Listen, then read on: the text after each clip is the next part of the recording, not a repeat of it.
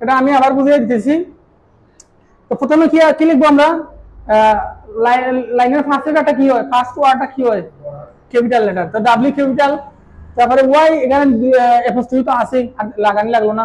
Y don't you attend classes regularly. Sir জিজ্ঞাসা করছে শিক্ষার্থীকে, কেন তুমি নিয়মিত ক্লাসে উপস্থিত থাকো না? তো এটা ইন্টারোগেটিভ সেন্টেন্স, তাই কোয়েশ্চন মার্ক দিছে না। The teacher said to the boy, শিক্ষক বলল বালককে। এখানে লাইনটা শেষ। এখানে কি দিব আমরা, ফুল স্টপ দেব। তারপরে এখানে লাইন শেষ হওয়ার পর আবার শুরু হয়েছে না এখান থেকে, এর জন্য এখানে ক্যাপিটাল লেটার টি হয়েছে। The teacher said to the boy, শিক্ষক বালককে বলল, কি বলল, কেন তুমি নিয়মিত ক্লাসে উপস্থিত থাকো না? তো এটা শিক্ষকের উক্তি না, এর জন্য ইনভার্টেড কমা শুরুতে শেষে।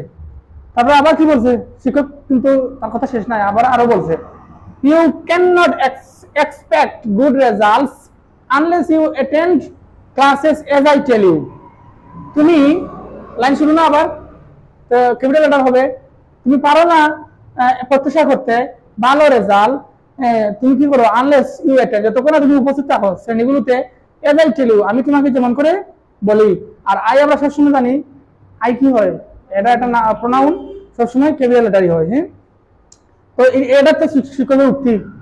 শিক্ষক এখানে জিজ্ঞাসা করেছিল কেন তুমি নিয়মিত ক্লাসে থাকো না। আবার কি বলছে, তুমি পারো না ভালো রেজাল্ট প্রত্যাশা করতে, আমি যেমন করে বলি তেমন করে ক্লাসে উপস্থিত না থাকলে। এটা তো শিক্ষকের উক্তি, তো কিসের ভিতরে রাখা লাগবে, ইনভার্টেড কমার ভিতরে দিছি।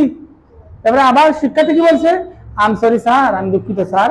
কমা হবে না, কারণ স্যারের পূর্বে সবসময় কি হয়, কমা হয়।